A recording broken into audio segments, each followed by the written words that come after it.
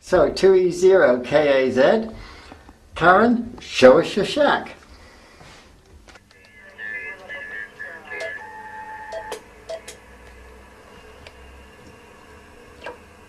So Karen, tell us about your shack. Well, it was up in my bedroom. Yeah. But decided after a year up there with more and more equipment and this unit blocking out the light that I would bring it down into this room here, because although it's not very big, it's big enough for me. Mm-hmm. At the time I only had the FT817, which you can see is only a tiny little rig. It was marvellous for a year, absolutely superb, but I've outgrown it and now I needed something big, so managed to get hold of this Alinco. It's a DX, 77DX, from Richard ITB, and that plus the tuner, absolutely brilliant, really is lovely. I can sit and listen to my heart's content now, really good.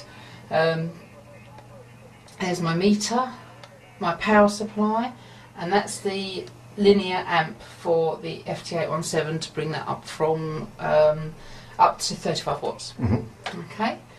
I've got the computer in here, but that is purely for looking up where the DX stations are, and also for QRZ, so I can see where people are, because I'm still not very quick at picking up call signs. So I go onto the DX Summit, and that tells me where the DX is, so I can hunt around for it and see how loud I can get it. But I'm not running enough power really to beat the big boys at that, but I do sometimes get through. In the first week that I had the rig, I spoke to Fuerteventura, Padova, which I think is probably one of the Romanian states, New York, Baltimore, Pennsylvania. Absolutely over the moon, really am. I sit here every night just listening and just seeing what I can work. Brilliant, absolutely love it. And these ones from America, of course, are very precious to me, and I'm absolutely over the moon with those. Really pleased with those. And of course, Fuerteventura, I mean, it's a little island, it's brilliant. I enjoy the concept of HF, working HF, and working DX America. And further afield, I've been trying to talk to Brazil last night, but couldn't quite get there. But I think he was beaming in the wrong direction for me, because he was only talking to Americans. But having the PC linked up, I suppose I should do more with it and try and trace satellites and stuff like that, but I think it's a bit beyond me at the moment. But I enjoy what I do, and that's the main thing. Up here, I've got photographs of me when I was at the age when I was first interested in amateur radio. And if you look there, there's me with one of my old Army receivers, and there's me last year in front of the same sort of Army receiver, and that's 30 years on, so that's how long I've been involved in amateur radio. But of course that's my original QSL card that I used to send out, and that was many years ago.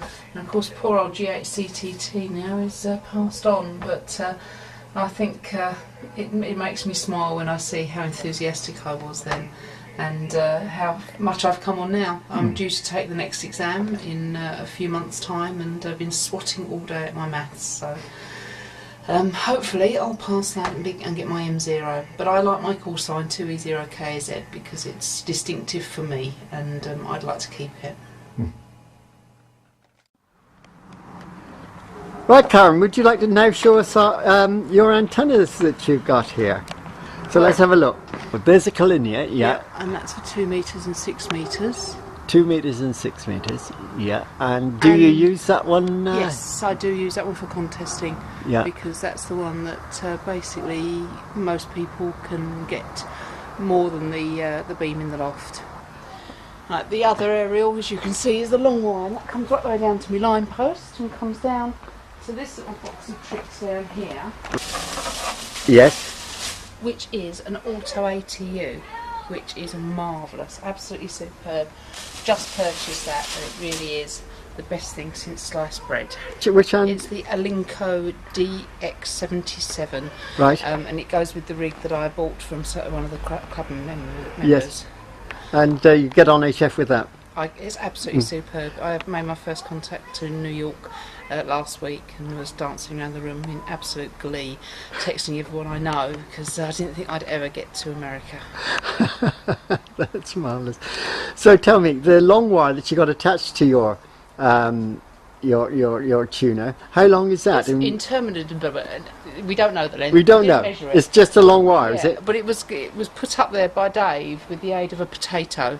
The story was in the club magazine, but you had to literally throw a potato over the chimney pot to get the aerial up there in the pouring rain. No, we're going to cut it down a bit, and we're thinking of putting up another 20-metre aerial and extending the length of the line post so we can get 20-metre aerial on top of that. My neighbours don't seem to mind, so I'm just going to go for it. They seem to worry a bit at first when that aerial went up, but they're all right now. And we've solved all the problems of interference. We seem to have had problems in that direction and next door, but they seem fine now, so I've got no problems.